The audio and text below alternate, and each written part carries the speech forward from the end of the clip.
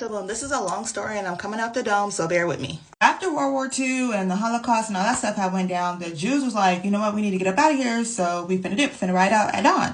And so somebody was like, okay, well, where we finna go? So somebody else was like, you know what, we just finna go back to our granny in them house. We gonna take off to the motherland. So they had decided, like, we finna go back to the Middle East, and they ended up in Palestine. So they get to Palestine, and the Palestinians is like, oh, okay, we got some company, like, you know, got some visitors. And then they realized their visitors had spent a night bags. And so the Palestinians was like, so what y'all finna do? And the Jews was like, oh, we live here now, we finna stay here. And the Palestinians were like, absolutely not. So the Jews was like, we in our Holy Land, like, what you mean we can't stay here? And the Palestinians was like, we don't know where you got that version of the story from, but you cannot stay here. You need to get your spent a night bag, you need to find somewhere else to go kick it.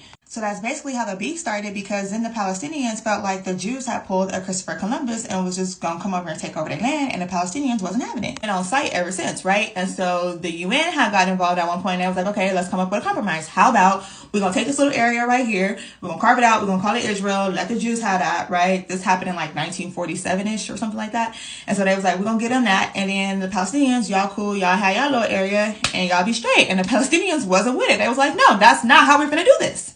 So they've been squabbling and sneak dissing each other ever since, right? Well, in 1987, Hamas was born. Now, Hamas is a millennial. You know how millennials get down. They disrespectful. They don't care about nobody. And they say it all with their chest. So when Hamas pull up on the scene, Hamas is with all the stuff. They like, we on our Cardi B. So basically, if the Israels won't beef, they're gonna have beef with us forever.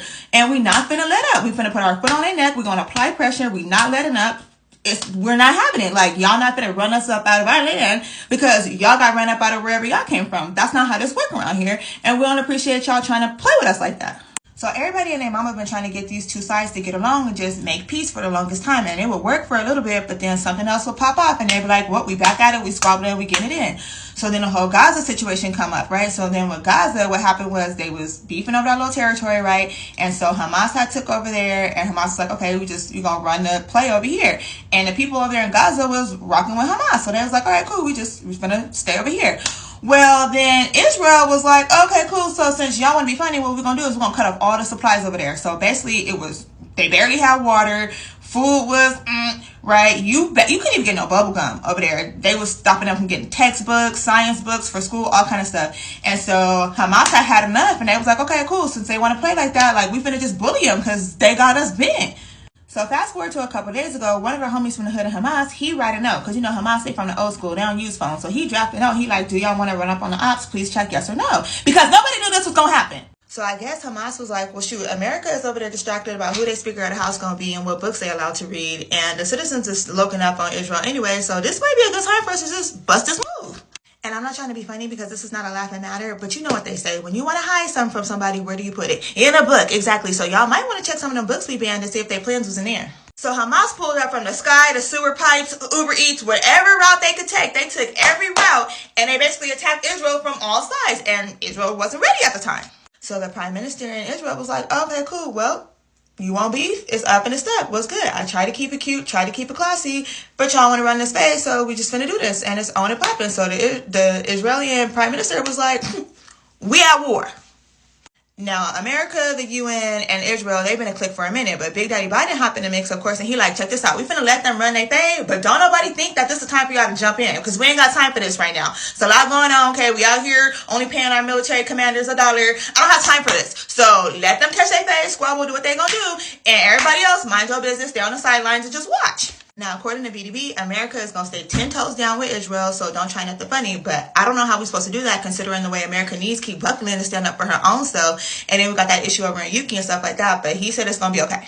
So a lot of people don't even know whose side to take, because depending on what side of the aisle you sit on, Hamas and the Palestinians and them, they either the Black Panther Party or the KKK. So people is having a hard time choosing sides. But at this point, Hamas had a Beyonce level performance when they pulled up the other day, because they was ready to go and they took hostages. Now, people don't really know who the hostages are yet, right? It's word on the block is that they did take some American hostages. So now we got to figure out that whole situation. And then let me say this, because the GOP plays too much. So you got people out here who comprehension skills are on an embryo level talking about some America sent money to Iran and that's how they got funding to do all this. And that is not true. So Iran been under sanctions for a minute because Iran played too much sometimes. And so what happened was we did did trade some people, you know, we had some prisoners or whatever, so we made a little trade, a little swap, had a little, we feel me, had a little negotiation, and then we let up on some of their funds that Iran had frozen over there in Korea, you feel me? And we was like, okay, you could use that money, but you can only use that money for essentials. You can use it for like food, medical supplies and stuff like that, but we're gonna keep a real close eye. We need an itemized receipt of everything you're spending it on. They ain't even spent their money yet. So them people over there telling you that we sent money over there to Iran to help this whole situation happen and it's all on BDB, they lying. Long story short, and I'm just leave it at that. So I'll be back later with some more information. How did they all deserve? Bye.